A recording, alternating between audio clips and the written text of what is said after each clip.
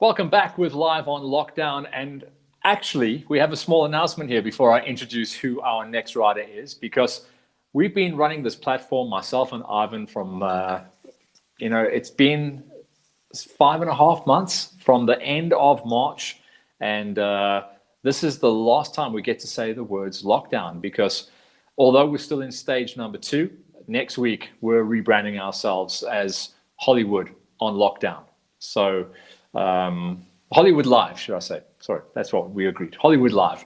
So Live on Lockdown, because now, coming up this weekend, we're actually going racing. So it's very cool to introduce our next rider. He's one of the new bloods into the off-road sport. He got picked up onto a factory squad pretty much after almost no time in the saddle, showed his true colors early on, and got picked up by the CIT factory squad. Dijan Van Der Merwe, welcome onto Live on Lockdown, buddy. Hi, Matt. How are you? Always good, dude. I literally cannot stop smiling today because we are on the countdown. 5 days and we go racing, man. I literally can't wait. And I think there's not a single one on the start line that can't wait for the weekend. I've been checking the numbers. Miranda's been updating me daily, and God bless her because she's so keen. Obviously, she's running all the numbers there at GXCC. It looks like we've got over 150 as we sit here right now. We know we're going to have a few lads that go missing along the way. But, to get the first one out the way, that's going to be super important, eh? I actually checked the competitors today, and I think we stood at 175 riders that's lining up. Oh, that's mint, dude. See, you know more than I do. How's that? I've been on race control the whole week. Have you? Listen, before we get into some of your history, tell me what you guys were up to this weekend, because old Wynand Delport was saying that he was feeling a little bit rusty. He had to go turn some laps. Yeah, we actually went as a team to Spruit for a practice weekend. Yes, and it was tough, eh? So the radium races in sand, so they took us to a sandy farm and give us some tips, and yeah. Ah, you check, eh? So you guys have got a bit of an advantage. I mean, I spoke to a couple of the guys and a couple of guys that fancy themselves as sand masters. But yeah, you can be good at sand, but no one's ridden sand in 5 months. So, No, so I think this training was really, really helpful for this upcoming weekend. Listen, man, we met early this year when you were one of the names on the list of the CIT Husky squad when it came into play. And, well, from that point on, you were very impressive. Watched you ride a little bit of motocross. I know that's not your game, so you looked a bit out of your depth on the motocross track. But as soon as we went off-road racing, you were in the zone. But tell me where it all started, because of all the guys that I've been chatting to and all the girls I've chatted to on bikes and quads and everything, you've got a very short racing journey, haven't you? Yeah, so it's actually the radium race a year ago. Harry rode it, and we were in the same farm. And so he came back. I did a couple of laps with him on the Sunday, and he said he can help me if I wanted to. So he actually borrowed me the bike for round 5 of the farm jam. And then we went GXCC racing the last round and the last round of farm jam as well. Yeah. And then pretty much straight from there, you were, well, I almost gave you the crown of factory superstar, because, you were a name that was not on the list. And then all of a sudden you've got a CIT Husky shirt on and you're lining up with all the rest of the guys. So they obviously saw something very special in you. And, well, we'll get to that, but you did deliver, So tell me how the CIT thing hooked up. Obviously a link through Harry. Yeah, so it was through Harry. The ride last year I got at Play. It's also his company. And then this year, when he and Wynand was going to roll out the CIT team, I got involved, and I can't look back a single day. Yeah, man. I mean, straight into GXCC and Farm Jam racing. You've got onto that perfect bike as well. I call it the perfect bike, the 350. It's a kind of it can be a bike that can teach you to ride, and it's a bike that can teach you to win as well. You see a lot of guys racing in it, and obviously you're on the OR2 Pro-Am gates, which is busy, and there's not slow guys there. Certainly the guys that run in the top 5 or 6, they're fast riders. Yeah, no, I'm absolutely in love with the 350. There's enough power and it's quite nimble as well. And then the OR2 Pro-Am class, those fast guys there. I think of John Napier, he's really, really fast. Elaine de Toy, there's some fast guys out there.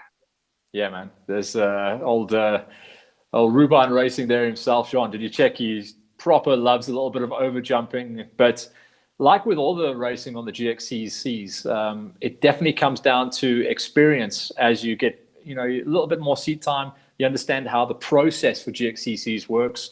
And by process, I mean the start line scenario, the whole shots. You probably learned a hell of a lot at GXCC round number 1. These are the shots we're seeing right now. So tell us how it went at round number 1, because that was a real big learning curve for you. Yes, indeed it was. So on our way to the race, I can't explain the feeling. It was nervous, excitement. I just can't explain it. And then when we lined up, I actually did not get a bad start. I think I was 4th on the first or second turn. And then from then on out, I just went. It was a good track as well, wasn't it? Like, it wasn't a full horsepower track. It wasn't a full tech track. Had a lot of sections like this, a lot of grass track to deal with. But you definitely learn early on that you've got a gate or hole shot outside, within the top 5 to stand a chance of getting any kind of decent result, eh? Yeah, no, you need to get out of the dust, because when you're in the dust, then it becomes unsafe to race. And then the calendar was weird this year. Me and Ivan were talking about it. We went pretty much straight from GXCC number 1. I think it was only 2 weeks later that we actually rolled into Farm Jam. And I think for a rider like yourself, that was so valuable, because you're just kind of like shaking yourself off. What was your result at GXCC 1, by the way? Second. Yeah, second. Killer numbers, you check. So that, Thanks. This is one of the reasons why you became a guy to watch out for. And then we went almost straight into Farm Jam number 2. The second race of the year was Farm Jam number 1. My apologies, I'm tripping over myself here. I think Farm Jam does a lot of good for the GXCC guys, especially like you, because it's a little bit more intense. It's a shorter lap, 30 Ks, and you're always in traffic. Every single lap you're in traffic. So tell me how the Farm Jam went for you and how that feeling was out there, because it was a busy one. I remember that. Yeah, no, that's true. I think it was the biggest turnout that Farm Jam ever had. I'm not sure of my facts, but yes, roll up OR2, also the amateur gate.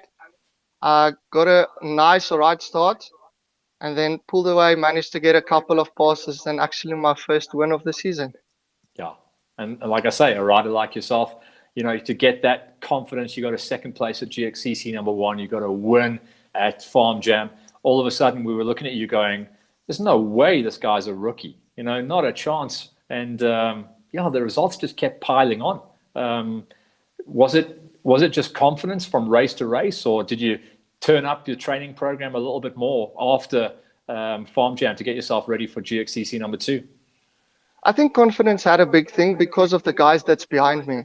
I really got a lot of help from Harry and Wynand, and Vian and John also. They keep pushing me or pulling me, because I just want to get there with them. Well, yeah, because you don't want to get beaten by a 250 and a 125. That's why. I think that's what Farm Jam's fun for as well, because the guys on the gate with you would have been quite a mixture of machines. It's the way that the categories work out there, although they have changed it this year. So most of the time, it'll be a 350 that you're racing against.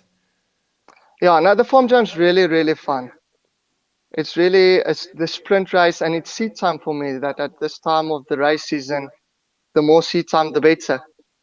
How were these sections for you? Because you're a pinner, you're a flat out guy, and a lot of the flat out guys don't like it when you come into rocks, and you can kind of, make a fool of yourself sometimes. I think you did quite well. Thanks, man. Yeah, rocks can be quite scary. As you said, the faster stuff is quite nice, and then the nice flowy S sections, I really like that as well. I'll give Ivan a second to catch his breath here, because I've been firing all of the maneuvers at him, and you're doing a great job there, Ivan. Round number 2 of the GXCCs, which seems like a long time ago, and it was. But as soon as we rolled into this gate, everyone on the gate knew who you were. and then knew what you could do. Did it feel slightly different rolling to the start line for round number 2 of the GXCCs? Well, my confidence was up there, so I really thought that I can roll with the big guns. But sure, I also got a great start. Went second into the first turn, and then that concrete pipe, it jammed me up bad. Yeah, a lot of the guys weren't huge fans of that thing. I mean, I can't pop the front end up like that. I've never been able to. Even on my best days, just no. I just don't know how to do it. And yeah, you can see it. It caught out a lot of guys, and it changed up that first lap for you as well. Then, didn't it? You know, like you had to really battle with the guys. Maybe some of the guys that you shouldn't have been racing with. You had to get through those guys on lap 1. Yeah, it took me a bit longer to get to the front because of the passes that I had to make. But yeah, well, that's what the training's for, eh?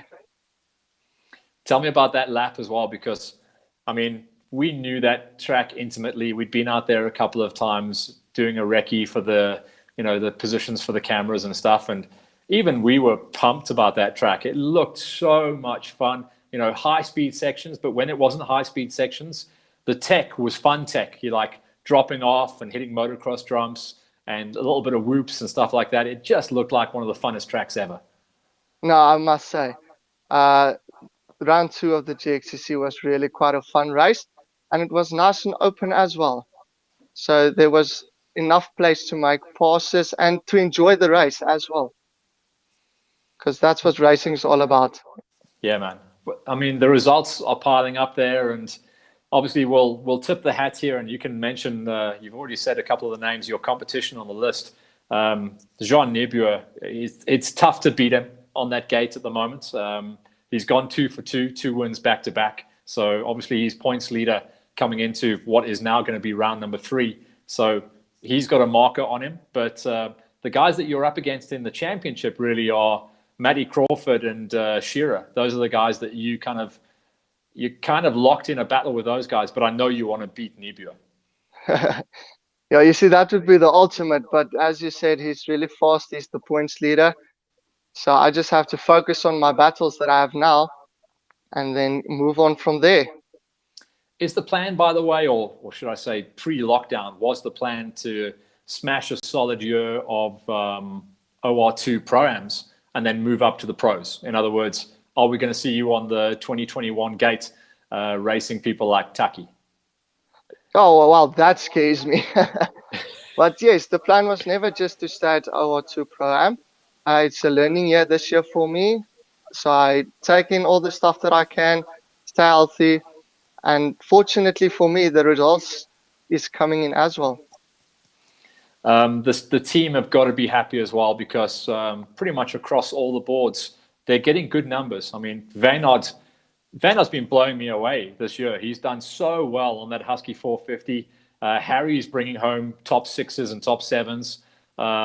You know, little John, Vian, you know, yourself, everyone's bringing the bacon. So it's a strong team at the moment. And I think we need to remember it's a brand new team for 2020. I'm really blessed to be on that team and privileged. This weekend at the training weekend, I couldn't believe what Wynand can do on a dirt bike. And Harry was just spinning it past us. Vian and John just keep going and going and going and going. So that is where I want to be. I know it's not going to happen tomorrow, maybe not next week, but that's the goal. Look, we've got what I hear. They're about to do an announcement for the other date, but we know we're racing this weekend. Then we're racing at the end of October, and I believe we're going to be racing at the end of November as well. So it's going to be a tight championship. You know, you basically can't make any mistakes now for the rest of this year to nail down your numbers. But you look like you're a good bet for certainly a top 5, but I'd probably throw some bucks on a top 3 for the end of the season. Yeah, it's going to be interesting to see how the racing unfolds now after the lockdown. So who kept up with training, who slacked a little bit, took it as a breather. So this next few rounds is surely going to be interesting. Dude, it's been great to catch you up. I knew this was going to be a little bit of a short one and a tight one because, you know, your history is so short. But for a guy that's hardly been in the game, I mean, you've delivered some amazing results, and I'm super excited to see what your next step is going to be, not just this season, but obviously for next year. I'm going to hand you the mic, as I say, and if you want to give a shout out to anyone who's helped you on your journey, or shout out to anyone that fancies their chances against you this weekend, and then we'll wrap up shop and we'll introduce our next rider for next week. Yeah, I just want to say a very big thanks to Harry that gave me the chance, and then the team CIT with Mornay Fish and them. Henderson Racing Products gave us some good deals on Dunlops and Just One brands. My father is at every race. His nerves is shot, but once the helmet's on, it's just keep going. D, I can't wait to see you on the weekend, dude. I mean, that's all we've been speaking about since we came and got the news that we could go riding. It seems to have taken forever. I think it was about 4 weeks ago, maybe 5 weeks ago, that they said we could. And there's been a lot of hoops to jump through. You'll see me on the weekend, but I'll look like this because it's going to be face mask the whole time. But I'll still be wearing my flat cap, so don't worry. You'll know who I am. But, nice. Dude, it's been great to chat to you. Keep the training going. Stay loose. New tires for the weekend. It's going to be a sandy one, hey? So fresh rubber, dude. Fresh rubber. Yeah, have a phone call to Henderson right now. No, they're on. As we are speaking, they're on the bike. Awesome. Okay, D, can't wait to see you on the line. And me and Ivan and the whole LiveX crew will be down there doing all the coverage again. So big, nice smiles, okay? Big, nice smiles. Thanks for you, Matt. Cheers, pal. See you on the weekend. So like I said, that's old Dijan Van Der Merwe, one of the coolest new dudes coming into the sport. We need more of him, eh? We need about 25 more Ds, and then the sport will be in great shape because he's such a happy dude. Yeah, we're going to be wrapping up shop for the live on lockdown format, and we're going to try and make it a little bit more positive atmosphere. As of next week, we're going to be going forward in live with Hollywood. So we'll remove the negative connotation from the lockdown situation, and we'll go forward with another rider who's really good on a comeback trail. He's had a couple of decent seasons since he got onto the big bikes. He's now comfortable on his 450. Hein van Niekerk joins us, and it's going to be an incredible story because we go from one of the shortest histories of a riders to one of the longest histories of the riders. All the way back, he was racing Kawasaki's back in the day. He's gone through a couple of brands. Hein van Niekerk joins us for the inaugural live with Hollywood. That's going to be next week, Monday, straight after we come back from Radium. And we will also touch on some reporting for the GXCC round number 3.